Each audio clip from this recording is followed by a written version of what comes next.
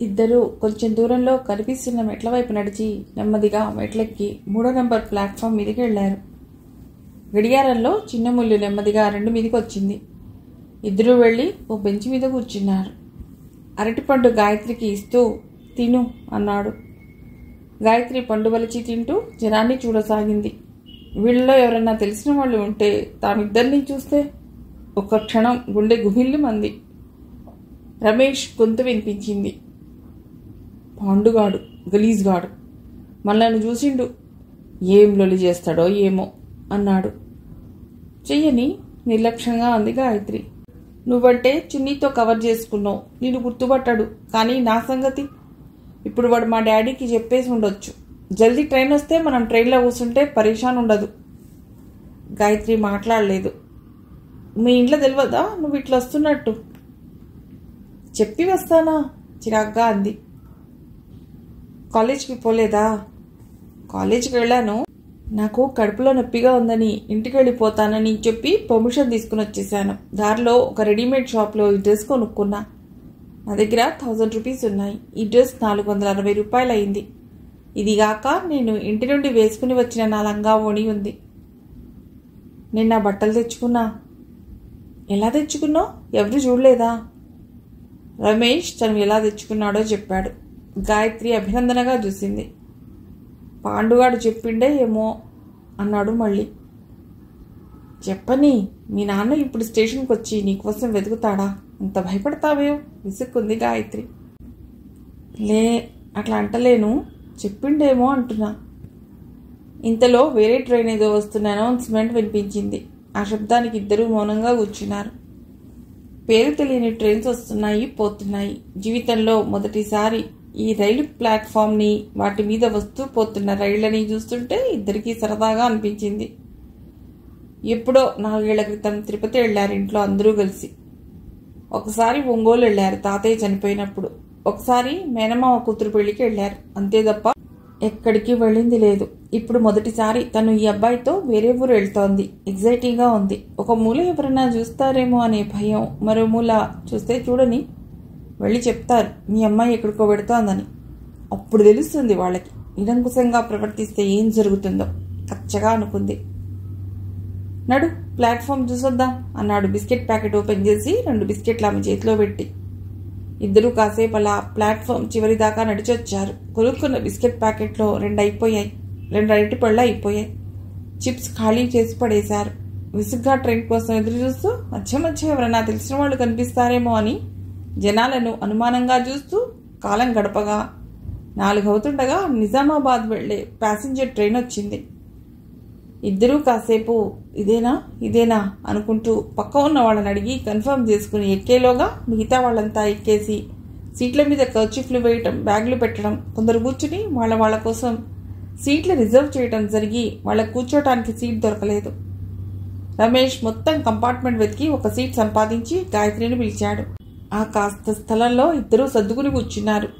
భుజాలు, చేతులు, కాళ్ళు తగులుతూ బాగా సన్నిహితంగా కూర్చున్న ఇద్దరికి కొత్తగా, మత్తుగా ఉంది. కొందరు ప్రయాణికులు సీట్లు దొరక్క నిలబడి ఏమాత్రం సందు దొరికినా కూర్చోవటానికి డేగ కళ్లతో చూస్తున్నారు. అటు ఇటు తిరుగుతున్న వాళ్ళు, టీలు, కాఫీలు అమ్మేవాళ్ళు, బిస్కెట్లు, సమోసాలు అమ్మేవాళ్ళు నిలబడిన వాళ్ళని తోసుకుంటూ పెడుతుంటే, వాళ్ళు ఆ తోపులాటలో కూర్చున్న వాళ్ళ మీద పడుతుంటే, వాళ్ళు పడిన వాళ్ల మీద తిట్లు లంఘించుకుంటూ గోలగోలగా ఉంది. ఆ సమయంలోనే ఒక వ్యక్తి చివరికి ఒదిగిపోయి కూర్చున్న రమేష్ మీద పట్టంతో రమేష్ దాదాపు గాయత్రి మీద ఒరిగిపోయాడు. గాయత్రికి ఒళ్లంతా జల్లుమంది. తర్వాత రమేష్ సరిగ్గా కూర్చున్నా తనని ఆనుకుని నిలబడిన వ్యక్తి మాటిమాటికి తోస్తుండటంతో గాయత్రికి మరింత దగ్గరగా హత్తుకుని కూర్చున్నాడు. ఇద్దరూ పరస్పరం వారి వారి స్పర్శలోని హాయిని అనుభవిస్తూ 5-6 గంటల ప్రయాణాన్ని ఆస్వాదించారు. నిజామాబాద్ చేరేసరికి 8 దాటింది. ఇద్దరూ వారి వారి బ్యాగులు తీసుకుని ట్రైన్ దిగి ప్లాట్ఫామ్ మీదికి చేరి చేతిలో బ్యాగులతో దిక్కులు చూస్తూ నిలబడిపోయారు.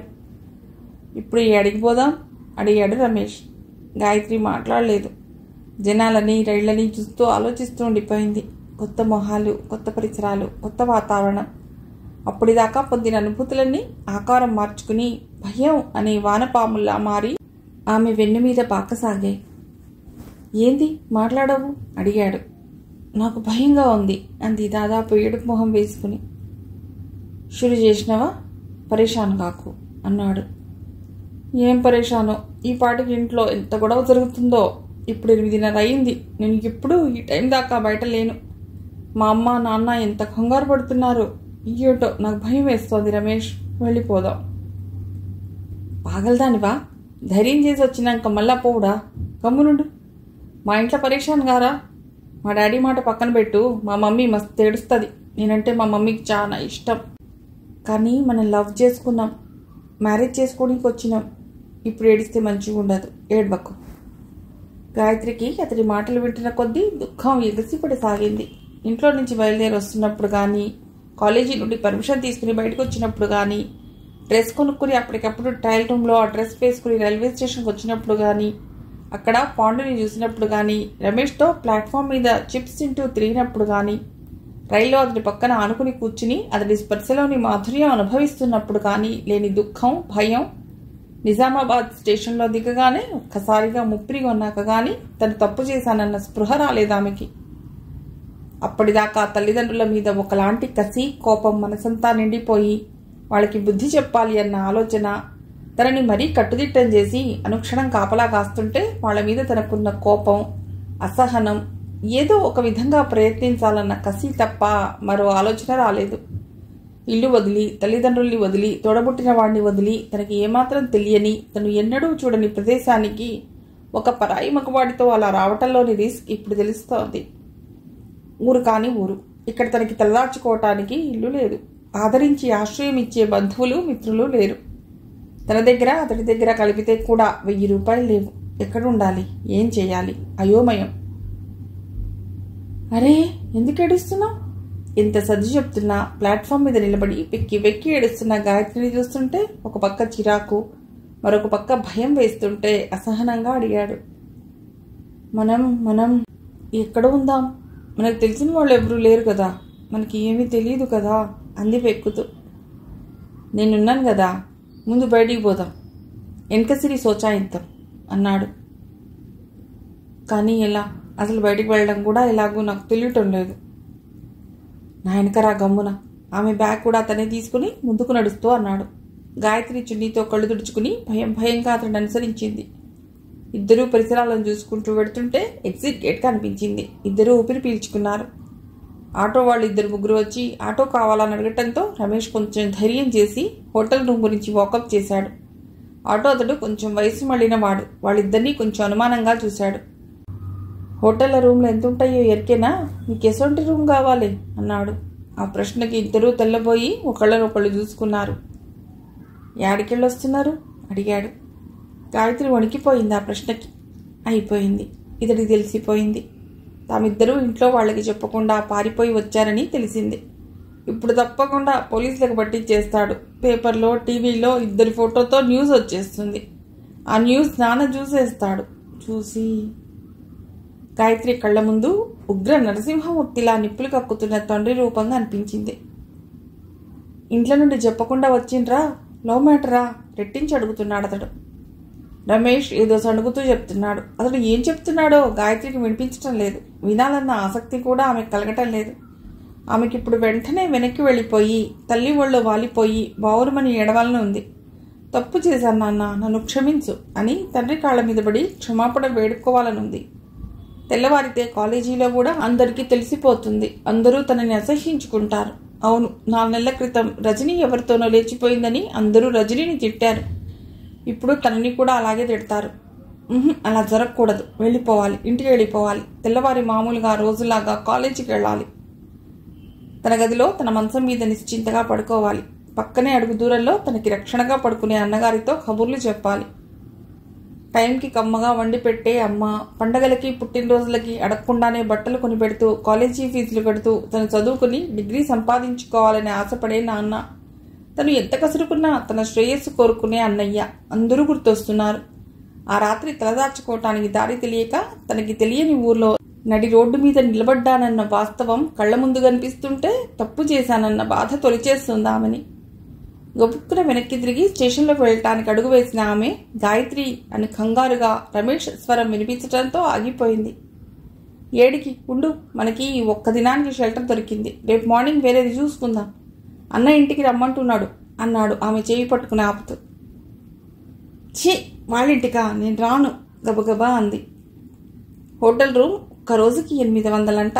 ఈ ఒక్కరోజు పోదాం, రాత్రి పడుకుంటే తెల్లవారినాక లేచిపోవడే. నా మాట ఇను గాయత్రి, ఈడ మనకి ఎరుకున్నోళ్ళు ఎవరు లేరు బతిమాలాడే. నేను రాను, మా ఇంటికి వెళ్ళిపోతా ఏడుస్తూ అంది. మళ్ళీ ఎందుకు వచ్చినావు? వచ్చిన సంది పోతా పోతా. పో, నిన్ను ఇంట్లోకి రానిస్తారా? బయటకు వెళ్ళగొడతారు. ఇంటికెళ్ళి చెప్పకుండా పోయినాక మీ డాడీ నిన్ను రానిస్తాడా? ఎందుకు వెళ్ళగొడతారు? నేను కనిపించకపోతే బాధపడతారు, ఏడుస్తారు, తిరిగి వెడితే సంతోషిస్తారు. ఎవరు? మీ నాయన? అంత సీన్ లేదు. ఒకసారి ఇంటికెళ్ళిపోయిన బిడ్డని రానిస్తారా? మొగోడిని నన్ను రానిస్తారు. ఎక్కువ సతాయించకు, నడు కొంచెం కోపంగా అన్నాడు రమేష్. గాయత్రికి లాగి అతడి చెంప పగలగొట్టాలనిపించింది. ఏదో అనబోతుంటే ఆటో అతడు వాళ్ళ దగ్గరగా వచ్చి గాయత్రిని చూస్తూ అన్నాడు. నడు బిడ్డ, మా ఇంట్లో నీకు మంచిగా ఉంటుంది. హోటల్కి పోడు మంచిది కాదు. నడు, మా ఇంటికి పోదా. నాకు అర్థమైంది, మీరు ఇంట్లో చెప్పకుండా వచ్చిండ్రు. నేనేమన్నా సాయం చేస్తా, నడు అన్నాడు నచ్చ చెప్తూ. గాయత్రికి తను ఊబిలో కూరుకుపోతున్నట్లు అనిపించింది. టీవీ 9లో చూసిన క్రైమ్ వార్తలు గుర్తుకు రాసాగాయి. భయంతో బిర్ర బిగుసుకుపోయి నిలబడిన గాయత్రిని చెవి పట్టుకుని తీసుకువెళ్లి ఆటోలో కూర్చోబెట్టాడు రమేష్. ఆటో కదిలింది.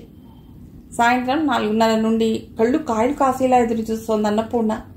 గాయత్రి ఇంకా ఇంటికి రాలేదు. 5 అయింది, 5:30. ఆవిడ కళ్ళు గేటు కతుక్కుపోయాయి. గుండె దడదడలాడుతోంది. భర్త వచ్చే టైం అయింది. గాయత్రి కనిపించకపోతే ఆయన మండిపడతాడు.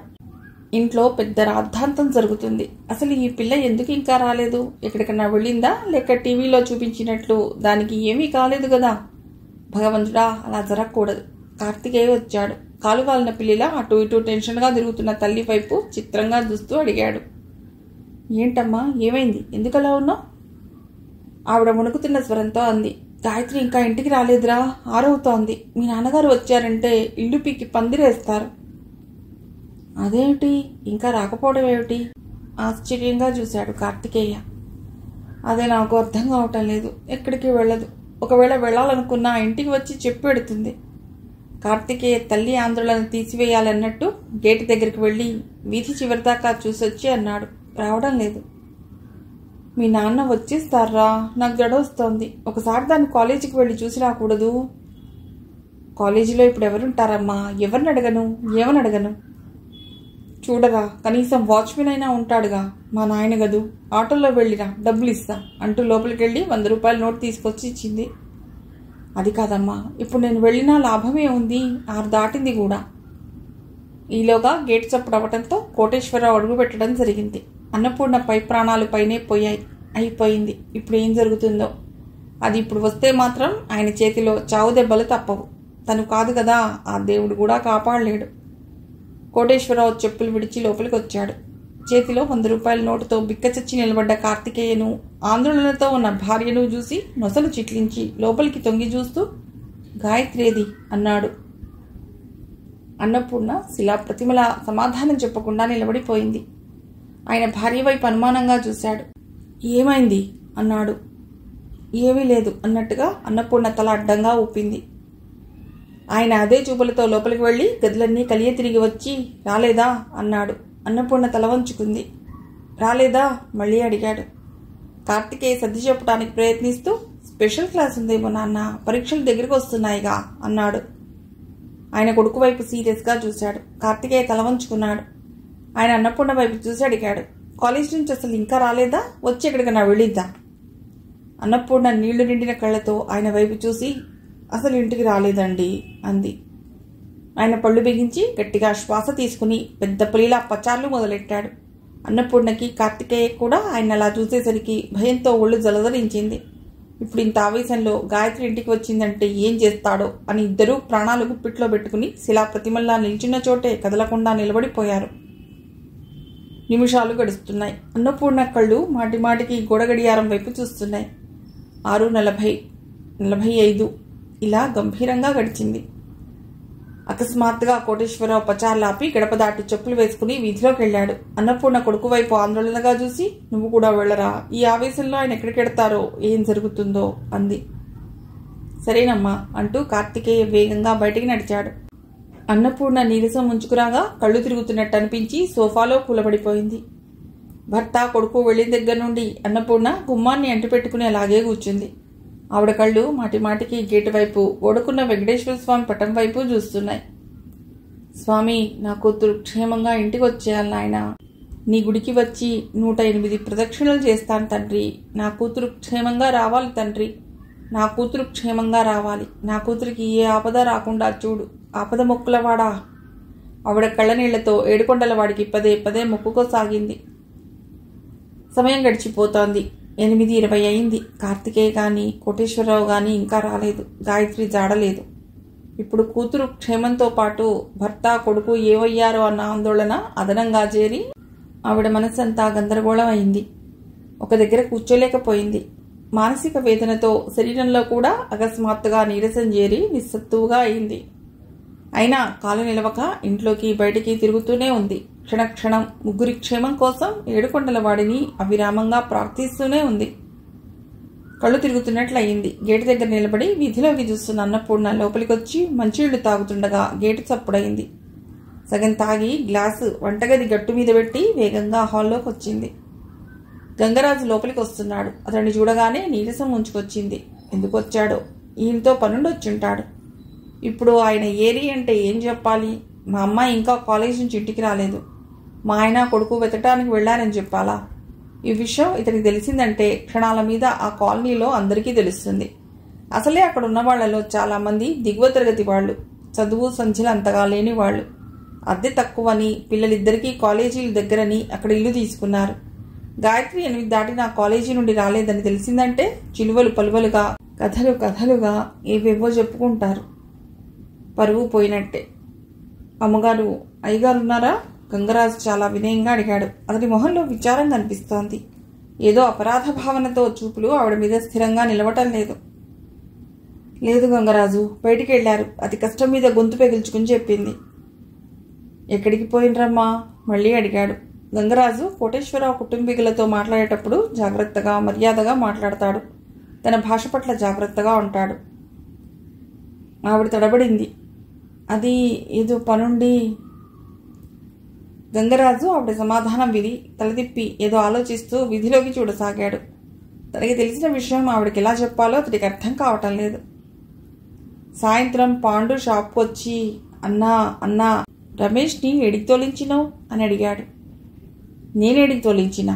ఆశ్చర్యంగా అడిగాడు గంగరాజు. అరే, నేను బాసర బండి దిగి వస్తుంటే స్టేషన్లో కనిపించిండు. ఊరికి పోతున్నా అన్నాడు. ఏ ఊరికి రా అంటే చెప్పలే, ఉరికిండు అన్నాడు పాండు. గంగరాజు విస్తుపోతూ అడిగాడు. ఏమిరా, మంచిగా చూసినవా? ఏమంటున్నావు? పాండు కొంచెం స్వరం తగ్గించి నెమ్మదిగా చెప్పాడు. ఓ పోరి కూడా నెత్తి దాచుకుని వచ్చిందన్నా. గా పోరిని చూస్తే మన కోటేశ్వరరావు గారు బిడ్డ లెక్క కొట్టింది. గొప్పుడే అడుగుదామనుకున్నా, మస్తు రష్ ఉండే.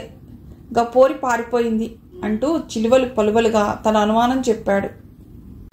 గంగరాజు పాండు నిజం చెప్తున్నాడో అబద్ధం చెప్తున్నాడో అర్థం కాక నివ్వెరబోయి వినసాగాడు. పాండు తను చెప్పింది చెప్పేసి వెళ్ళిపోయాడు. గంగరాజు మతిపోయినట్టు అలాగే కూర్చుండిపోయి మాటలు నమ్మనూ లేక కొంతసేపు తాత్సారం చేసినా 8 దాటుతున్నా కొడుకు ఇంటికి రాకపోవటం, అతడికి ఫోన్ చేస్తే ఫోన్ స్విచ్ ఆఫ్ అని రావటంతో ఏం చేయాలో తెలియక ముందు గాయత్రి వచ్చిందో లేదో కనుక్కుందామని వచ్చాడు. అన్నపూర్ణ వాలకం, ఇంట్లో కనిపిస్తున్న నిశ్శబ్దం చూశాక గాయత్రి రాలేదన్న విషయం అర్థమైంది. అంటే పాండు చెప్పింది నిజమేనా? ఎంత ఘోరం జరిగింది. రమేష్ మగపిల్లవాడు. ఎక్కడికెళ్ళినా తిరిగి వస్తే 4 దన్ని తన ఇంట్లోకి రాణిస్తాడు. కానీ సాంప్రదాయాలు ఆచారాలు పాటించే ఈ కుటుంబంలోని అమ్మాయి తన కొడుకుతో ఎటో వెళ్ళటం ఏమిటి? అసలు ఎందుకు వెళ్ళింది? వాడిద్దరికీ పారిపోయేంత దోస్తీ ఎట్లా కుదిరింది? ప్రశ్నలతో గంగరాజు బుర్ర బద్దలవుతుంటే ఈ విషయం వీడికి ఎట్లా చెప్పాలో తెలియక కర్తవ్యం తోచనట్టు నిలబడిపోయాడు. అతడు ఎందుకు వచ్చాడో తెలియని అన్నపూర్ణ అతడు వెళ్ళిపోతే బాగుండు, ఇక ప్రశ్నలు వేయకుండా అని అసహనంగా చూడసాగింది. గంగరాజు అకస్మాత్తుగా అడిగాడు. అమ్మా, పాప ఇంట్లో ఉందా? అన్నపూర్ణ గుండెల్లో రాయి పడింది. అయిపోయింది. ఇప్పుడు రాలేదు అంటే ఏమనుకుంటాడో, వచ్చింది అంటే పిలవమంటాడేమో. గొంతులో కరక్కాయ అడ్డుపడ్డట్టుగా మౌనంగా ఉండిపోయింది. ఆవిడ సమాధానం కోసం ఎదురు చూస్తూ ఆవిడ మొహంలోకి చూస్తున్న గంగరాజుకి ఈవిడకి విషయం తెలిసిపోయిందేమో అనిపించింది. అతడు ఏదో అనుభోయంతలో గేటు చప్పుడు అవటంతో కోపంతో కందగడ్డ లాంటి మొహంతో కోటేశ్వరరావు దిగాలు పడిన మొహంతో కార్తికేయ లోపలికి రావటం జరిగింది. అన్నపూర్ణ ఆత్రంగా వాళ్ళ దగ్గరగా వెళ్ళి వాళ్ళ మొహాల్లోకి చూసింది. ఆవిడ వైపు చూడకుండా తన ఇంటి గుమ్మంలో నిలబడ్డ గంగరాజు వైపు ప్రశ్నార్థకంగా చూశాడు కోటేశ్వరరావు. గంగరాజు ఆయన వైపు భయంగా, అన్నపూర్ణ కార్తికేయ వైపు సంశయంగా చూశాడు. గంగరాజు వేళ కాని వేళ తన ఇంటి గుమ్మంలో కనిపించడం, అతడి మొహంలో కళ్లల్లో కనిపిస్తున్న భయం, స్థిరం లేని చూపులు, ఆ నిలబడ్డంలో బెరుకు గమనించిన కోటేశ్వరరావు ఏదో జరగకూడని జరిగిందని గ్రహించాడు. అన్నపూర్ణ వైపు చూశాడు. ఆవిడ కళ్లలో చిప్పిల్లుతున్న కన్నీరు, వణుకుతున్న పెదాలు ఆవిడ మనసులోని ఆందోళనని తెలియజేస్తున్నాయి. గంగరాజు వైపు చూసి కుడి చేయి చాచి అతడి భుజం మీద చేయి వేసి గేటు వైపు నడుస్తూ, ఏం గంగరాజు, ఈ టైంలో ఇలా వచ్చావు అన్నాడు. అప్పటికే ఇద్దరు గేట్ దాటారు. వాళ్ళు వెళ్లిన వైపే కార్తికేయ, అన్నపూర్ణ చేష్టలుడిగి చూస్తుండిపోయారు. గంగరాజు, కోటేశ్వరరావు ఇద్దరూ గంగరాజు షాప్ దగ్గరకు వచ్చారు. అప్పటి వరకు ఇద్దరూ మాట్లాడుకోలేదు. షాప్ దగ్గరికి రాగానే గంగరాజు కోటేశ్వరరావు చేతులు పట్టుకుని బేలగా అన్నాడు, సారు, ఘోరం జరిగిపోయింది సారు. అప్పటిదాకా గాయత్రి ఇంటికి ఎందుకు రాలేదో, ఎటు వెళ్ళిందో అనే ఆందోళన, గాయత్రి మీద కోపావేశాలతో ఉన్న కోటేశ్వరరావు గంగరాజు వైపు అనుమానంగా చూశాడు. ఏం జరిగింది అన్నాడు నొసలు చిట్లిస్తూ, గుండెల్లో చెలరేగుతున్న భావాలు బయటపడకుండా జాగ్రత్త పడుతూ. గంగరాజు తల వంచుకుని అన్నాడు, నా కొడుకు, మీ బిడ్డ. గంగరాజు చేతుల మధ్య ఉన్న కోటేశ్వరరావు చేతులు గవాళ్ళ కిందికి జారిపోయాయి. ఆయన కళ్లలో నిప్పులు చెలరేగాయి. మనిషి నిలువెల్లా వణికిపోసాగాడు. అప్పటిదాకా నిటారుగా గంభీరంగా నిలబడ్డ కోటేశ్వరరావు కాళ్ల కింద భూమి గిర్రున తిరుగుతున్నట్టయి పడబోతుంటే, సారు అని అరుస్తూ గంగరాజు గబాలను పట్టుకున్నాడు. తన చేతుల్లో తల వేలాడేస్తున్న కోటేశ్వరరావుని రెండు చేతుల్లో పొదవి పట్టుకుని గంగరాజు ఒక్కసారి చుట్టుపక్కల పరికించి చూశాడు. దరిదాపుల్లో ఎవరూ కనిపించలేదు. సాధారణంగా ఇళ్లలో ఉన్న ఎవ్వరూ కూడా 7 దాటాక బయటికి వెళ్లరు. పనుల మీద బయటికి వెళ్లే మగవాళ్లు రాత్రి 10 దాటితే గాని ఇళ్లకు రారు. అందుకే అదృష్టవశాత్తు అక్కడ ఎవరూ లేరు. ఇది ఒకందుకు మంచిదే అనుకుంటూ నెమ్మదిగా ఆయన నడిపించసాగాడు. గంగరాజు షాప్కి ఇంకా కొంచెం దూరంలో జనరల్ స్టోర్స్ నడిపించే వెంకటేషు నిలాఖరు కావటం వల్ల పెద్దగా కస్టమర్స్ లేకపోవడంతో త్వరగా షాప్ మూసి ఇంటికి బయలుదేరుతున్నాడు. వీధి తలుపులు వెలగటం లేదు, చీకటిగా ఉంది. మున్సిపల్ వాళ్ళకి కంప్లైంట్ చేయాలన్న ధ్యాస గాని ఆలోచన గాని అక్కడున్న ఎవ్వరికీ అంతగా లేకపోవడంతో లైట్లు వెలక్క చాలా రోజులైనా అలాగే గడిపేస్తున్నారు. ఆ చీకట్లో 2 వ్యక్తులు నెమ్మదిగా నడుస్తూ వెళ్లటం గమనించిన వెంకటేశు వాళ్ళని గుర్తుపట్టకపోయినా ఒక వ్యక్తిని మరో వ్యక్తి నడిపించటాన్ని బట్టి ఎవరికో ఆరోగ్యం బాగోలేదు కాబోలనుకుంటూ తనొక చెయ్యి వేయటానికి కొంచెం వేగంగా నడుస్తూ వాళ్ళని చేరాడు. దగ్గరగా రాగానే గంగరాజుని గుర్తుపట్టి, ఎవరన్నా అంటూ కంగారుగా దగ్గరకొచ్చాడు. గంగరాజు నడిపిస్తున్నది కోటేశ్వరరావునని చూసి, అరే ఏమైందన్నా సార్కి అన్నాడు. గంగరాజుకి సాయంగా కోటేశ్వరరావు భుజం మీద చెయ్యి వేస్తూ, ఏం లేదు, బీపీ ఎక్కువైనది కావచ్చు, జర సాయం చెయ్యి, ఇంటికి తోలుకపోదాం అన్నాడు గంగరాజు. ఇద్దరూ కలిసి కోటేశ్వరరావుని అతడి ఇంటి దగ్గర తీసుకొచ్చేసరికి అప్పటికే రకరకాల ఆందోళనలతో విలవిలలాడుతున్న అన్నపూర్ణ వాళ్ల వైపు అయోమయంగా చూసింది. ఆవిడ చూపుల్లో కనిపిస్తున్న ప్రశ్నలు గమనించి సానుభూతితో అన్నాడు గంగరాజు, ఏం కాలే చెల్లెమ్మ, పరేషాన్ గాకు. ఆవిడకు సర్ది చెప్పే ప్రయత్నం చేస్తూ ఇద్దరూ కలిసి సోఫాలో పడుకోబెట్టారు. కార్తికేయ త్వరగా వెళ్లి గ్లాస్తో నీళ్లు తెచ్చి, ఏమైంది నాన్నగారికి అన్నాడు. జర బీపీ ఎక్కువగా వచ్చు అని అతడి చేతిలో నీళ్ల గ్లాస్ తీసుకుని వేళ్లతో నీళ్లు కోటేశ్వరరావు మొహం మీద చిలకరించాడు. అయితే స్పృహలో ఉన్న ఏం జరుగుతుందో తెలియని అయోమయ స్థితిలో ఉన్న కోటేశ్వరరావు నీళ్లు మొహం మీద పట్టంతో కదిలాడు. గంగరాజు వెంకటేష్ని చూసి అతి కష్టం మీద లేచి కూర్చుని, మీ ఇద్దరూ వెళ్ళండి అన్నట్టు సైగ చేశాడు. సారు, డాక్టర్ సాబ్ని తోలుకరమ్మంటావా అంటున్న వెంకటేష్ని వారిస్తూ, సార్ రెస్ట్ తీసుకుంటాడు, పద పోదాం, మళ్ళా రావచ్చు అన్నాడు గంగరాజు. ఇద్దరూ వెళ్ళిపోగానే అన్నపూర్ణ వచ్చి ఆయన పక్కన కూర్చుని ఏడుపు గొంతుతో అంది, ఏమైందండి? ఆయన సమాధానం చెప్పకుండా తీక్షణంగా నీళ్ళ వైపు చూస్తూ, గీజర్ ఆన్ చేయి అన్నపూర్ణ, అందరం మైల స్నానాలు చేయాలి అన్నాడు. ఏమండి? అన్నపూర్ణ మాట పైకి రాకుండా అడ్డుపడుతూ చేత్తో మాట్లాడవద్దు అన్నట్టు సైగ చేసి, నీ కూతురు లేదు ఇంకా అన్నాడు. ఏమండి అంటూ ఆవిడ విరుచుకుపడిపోయింది. కార్తికేయ అమ్మ అంటూ ఆదుర్దాగా ఆవిడ దగ్గరకు వచ్చాడు. కోటేశ్వరరావు నిర్లిప్తంగా పడిపోయిన భార్య వైపు చూశాడు. గంగరాజు ఇల్లు చేరేసరికి ఆఫీస్ నుంచి వచ్చిన సురేష్ అన్నం తింటున్నాడు. దుర్గమ్మ పక్కనే కూర్చుని వడ్డిస్తోంది. గంగరాజు చెప్పులదిలి లోపలికి అడుగు పెడుతుండగా ఆమె స్వరం వినిపించింది. గీ పోరడు ఇంకా రాలే, ఏడికి పోయిండో ఏమో. జర తమ్మునితో కూర్చుని ఆడు ఏం చదువుతున్నాడో చూడరాదు కొడక.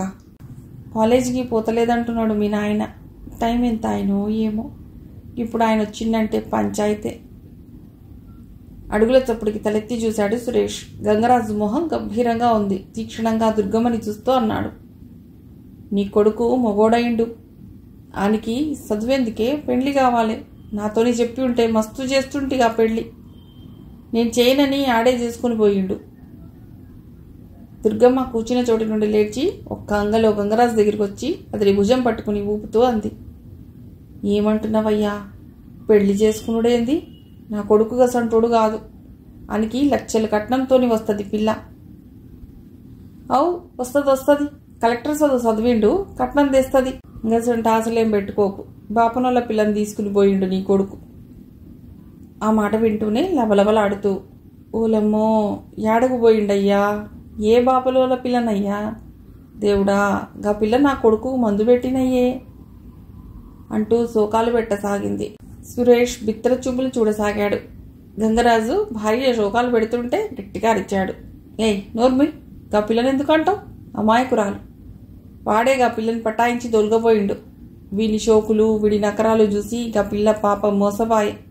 గా సారు అమ్మ దుఃఖం చూస్తే మస్తు బాధ అవుతాంది. వాళ్ళకు ఇజ్జత్ బాయే. నీకు నాకు ఏం గాలే. మగ పోరాడు వానికేంది అని భార్యని కసిరి సురేష్తో అన్నాడు. ఆడు ఏడున్నాడో ఏడికి తొలకపోయిండో జర తెలుసుకోకొడక. ఎట్లన్నా తెలుసుకుని గా పిల్లని తీసుకురావాలి, లేకుంటే వాళ్ళు బద్దమైపోతారు. గాయత్రి బతుకు బండలైతుంది. ఈయన ముఖానికి లక్ష్మీదేవంటి పిల్ల కావాలనా? దుర్గమ్మ గయ్యమంది. నీ కొడుకు గురించి నీకు ఫికర్ లేదు, వాళ్ళ గురించి మస్తు ఫికర్ ఉన్నది. బుద్ధున్నోళ్ళందరూ నా లెక్కనే అంటారు. ఆయనకి సిగ్గు లజ్జ ఉన్నదా? ఆడపిల్లలను గట్లా తోలుకపోతాడా? కనిపిస్తే బొక్కలు తీస్తా. పోరా సురేషు, పోలీస్ స్టేషన్లో కంప్లైంట్ ఇచ్చిరా పో, ఆజ్ఞాపిస్తున్నట్టు అన్నాడు గంగరాజు. సురేష్ బెదురుగా అన్నాడు, సారోళ్ళు ఏమంటారో నాయనా, పోలీసులకు చెప్తే వాళ్ళ ఇజ్జత్ పోతుంది, అడిగి చెప్దాం. గంగరాజు ఆలోచించాడు. నిజమే, ఈ విషయం బయటకు వస్తే నష్టం కోటేశ్వరరావు సార్ వాళ్ళకే. తెల్లవారాక వాళ్ళనే అడిగి ఏం చేయాలో నిర్ణయించవచ్చు. ఇప్పుడు ఎక్కడని వెతుకుతాడు? ఇప్పటికే ఈ పంచాయతీ మొదలై చాలాసేపు అయింది. 10:30. వాళ్ళు ఎక్కడికి వెళ్లారని వెతకటం? గంగరాజుకి తన కొడుకు మీద కోపం, గాయత్రి మీద సానుభూతి, ఆ కుటుంబం పట్ల ఆవేదన కలిసి మనసంతా కకావికలం అయింది. నిస్సత్తుగా కింద కూలబడ్డాడు. దుర్గమ్మ శోకాలు పెడుతూనే ఉంది. బోలెడు కట్నంతో పిల్ల వస్తుందన్న ఆశ. వాడు చదువుకున్నా చదువుకోకున్నా, అందగాడైనా కురిపోయినా వాడు మగాడు. ఆ అర్హత చాలు లక్షలు కట్నంగా ఇచ్చి పిల్లనివ్వటానికి. అట్లాంటిది పైసా కట్నం లేకుండా ఆ పిల్లని ప్రేమించడం ఏంటి నా కొడుకు అనే సగటు తల్లిలాగా ఆమె కూడా ఆలోచిస్తోంది. తన కొడుకు ఆవార తిరుగుళ్ళు తిరుగుతూ అమాయకురాలైన మంచి కుటుంబంలోని పిల్లను మాయమాటలతో తీసుకువెళ్లి ఆ పిల్ల జీవితం ఏం చేస్తాడో అనే ఆందోళన గంగరాజుది. ప్రశాంతంగా ఉన్న ఇంట్లో ఇంత దుమారం రేపటం కాక అందమైన గాయత్రిని పనికిమాలిన వాడైన తన తమ్ముడు లేవదీసుకుపోవటం ఏమిటి? ఎట్లా జరిగింది ఇట్లా? ఆ గాయత్రి వాడిని ఎట్లా నమ్మింది అని సురేష్. ఇలా ఎవరి ఆలోచనలో వాళ్ళు ఆ రాత్రంతా జాగారం చేశారు. ఒక గది, దాన్ని ఆనుకుని చిన్న వసార, అవతలి వైపు సన్నటి సందు, అందులో బాత్రూమ్, లాబరేటరీ. ఒక గదిలో ఒక నవారు మంచం, చిన్న స్టూల్, గోడకి హ్యాంగర్లు తగిలించుకునే స్టాండ్, దాని నిండా ప్యాంట్లు షర్ట్లు, చిన్న వసారాలో ఒక గట్టు, దాని మీద కిరోసిన్ స్టవ్, కొన్ని స్టీల్ గిన్నెలు, గరిటెలు, 2 కంచాలు.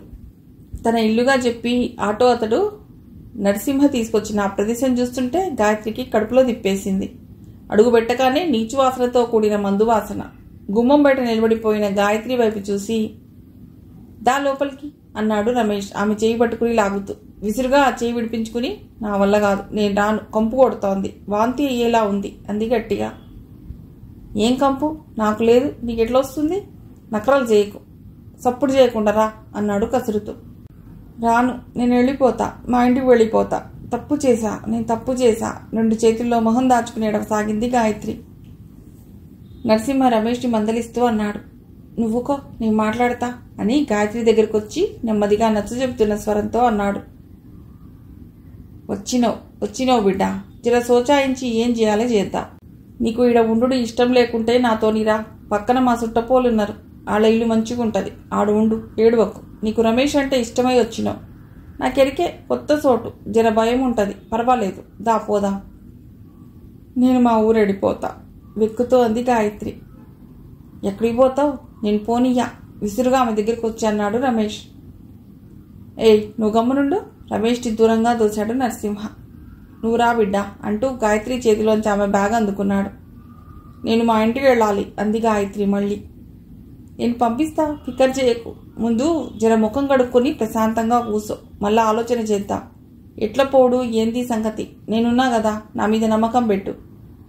గాయత్రికి ఆ క్షణంలో నరసింహ మాట వినడం కన్నా గచ్చిత్రంగా అనిపించలేదు. కళ్ళు తుడుచుకుని అతడు అనుసరించింది.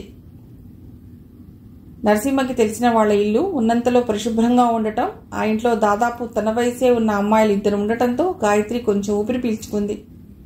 ఇంటి యజమాని పేరు శ్రీనివాసులు. చిన్న స్వంత ట్రావెలింగ్ కంపెనీ ఉంది.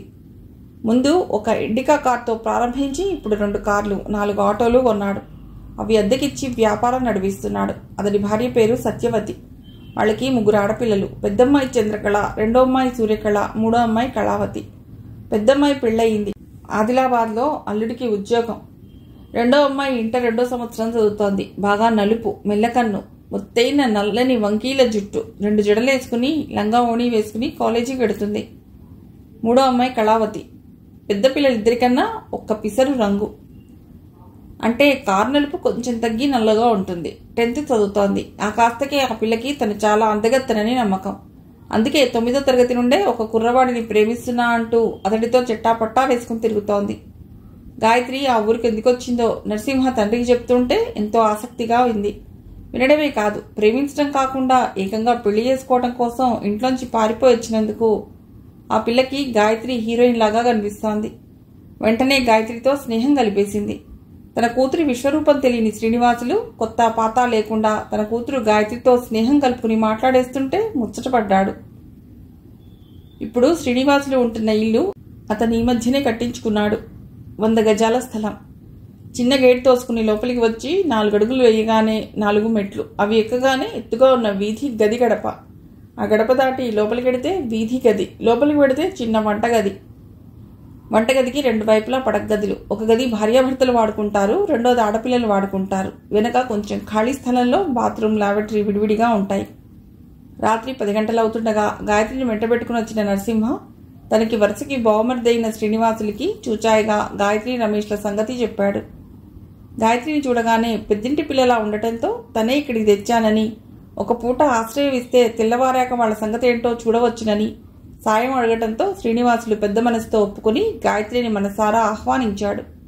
అతని భార్య సత్యవతి కూడా లేత తమలపాకులా ఉన్న గాయత్రిని చూసి జాలితో ఒప్పుకుంది. తాము వండుకున్న దాంట్లోనే కొంచెం అన్నంలో పెరుగు, నిమ్మకాయ తొక్కు వేసి ఇచ్చింది గాయత్రికి సత్యవతి. వాళ్ళు నీచు తిన్నా ఇంట్లో ఆ వాసనలు లేకపోవటంతో ఆకలి మీద ఉన్న గాయత్రి ఆ పెరుగన్నం ఆప్యాయంగా తింది. మిగతా ఆడపిల్లలతో పాటు ఒకే మంచం మీద పడుకోవడం చాలా ఇబ్బందిగా అనిపించినా భరించక తప్పలేదు. నీకేం బుగుల్లేదు బిడ్డా, మంచిగా పండుకో అంటూ సత్యవతి శ్రీనివాసులు వాళ్ళ గదిలోకి వెళ్లి తలుపు వేసుకోగానే అక్క చెల్లెళ్ళిద్దరూ అప్పటి వరకు ఉగ్గబట్టుకున్నదంతా వెళ్ళగక్కుతూ ప్రశ్నల మీద ప్రశ్నలు వేయసాగారు గాయత్రిని. మీరు పెళ్లి చేసుకోనీకి మీ డాడీ ఒప్పుకోలేదా అడిగింది సూర్యకళ కుతూహలంగా. నీ లవర్ మీ కులపోళ్ళు కాదా అడిగింది కళావతి మరింత ఆసక్తిగా. మీరు బాపనోళ్ళా? నీ లవర్ ఏ కులం? ఏం చదువుకున్నావు? ఏ కాలేజ్? నీ లవర్ ఏం చదువుతున్నాడు? మీరిద్దరూ ఒక్క దగ్గరే ఉంటారా? నువ్వు ఇప్పుడు లేచిపోయి వచ్చినవని మీ ఇంట్లో ఎరికేనా? నీ గురించి వెతుకుతుండొచ్చు. ఇక మీ ఇంటికి పోవా? పెళ్ళెప్పుడు? ఇలా ఇద్దరూ చెరో వైపు నుండి ప్రశ్నలతో ఉక్కిరిబిక్కిరి చేస్తుంటే అసలే భయంతో ఉడికిపోతున్న గాయత్రికి ఇప్పుడు ఇంకా భయం ఎక్కువై పిచ్చి పడుతున్నట్లు అయ్యింది.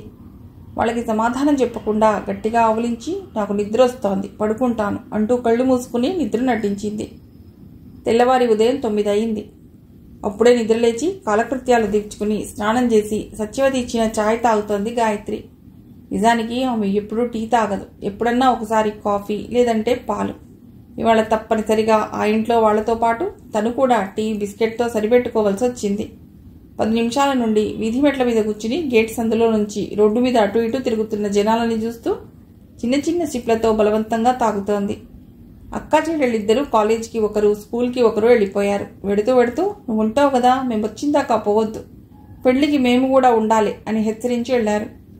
గాయత్రికి అంతా అయోమయంగా ఉంది. ఇంటి దగ్గర ఎంత గొడవ జరుగుతోందో. అమ్మ బాగా ఏడుస్తుందేమో. నాన్న ఏం చేస్తున్నారో. అన్నయ్య తన కోసం ఎక్కడెక్కడో వాకప్ చేస్తున్నాడేమో. అక్కడ రమేష్ ఇంటి దగ్గర పరిస్థితి ఎలా ఉందో. పాండు తనని చూసే ఉంటాడా? ఈ పాటికి తను రమేష్ పారిపోయినట్టు మొత్తం లొకాలిటీలో అందరికీ తెలిసిపోయి ఉంటుందా? రమేష్ పేరెంట్స్ని నాన్న బాగా తిడుతున్నాడేమో. అమ్మ రమేష్ వాళ్ళమ్మ దెబ్బలాడుకుంటున్నారేమో. అమ్మని రమేష్ వాళ్ళమ్మ నీ కూతురే నా కొడుకుని లేవదీసుకుపోయింది, బిడ్డని పెంచనీకి రాదా అని తిడుతుందా? గాయత్రికి ఒకసారి కళ్ళ ముందు ఇరు కుటుంబాల వాళ్ళు సినిమాలోలా ఒకళ్ళనొకళ్ళు దూషించుకుంటూ తిట్టుకుంటూ కనిపించారు. గజ గజ వణిగిపోయింది. అలా జరగకూడదు, వెళ్ళిపోవాలి. తను ఇక్కడి నుంచి వెళ్ళిపోవాలి. తన వలన అమ్మా నాన్న ఒకరితో మాట పడ్డమా? అదే జరిగితే ఆత్మాభిమానంతో బతికే వాళ్ళిద్దరూ ఏమవుతారు? ఆ ఆలోచనతో గబుక్కున కూర్చున్న దగ్గర నుంచి లేవబోయిన గాయత్రి చేతిలో స్టీల్ గ్లాస్ కింద పట్టం, కాలి కింద లంగా ఇరుక్కోవటంతో ఆ చిన్న మెట్టు మీద నుండి తూలిపడబోయింది. అప్పుడే ఆగిన ఆటోలోంచి దిగి గేట్ తీసుకుని లోపలికి వస్తున్న రమేష్ గవాల్న ఆమెని 2 చేతులతో పట్టుకున్నాడు. గాయత్రికి ఒక్కసారిగా మైకం కమ్మేసినట్టయి పైన ఆకాశం కింద భూమి గిరగిరా తిరుగుతున్నట్లున్నాయి. 2 చేతులతో అతడి భుజాలు 2 గట్టిగా పట్టుకుంది.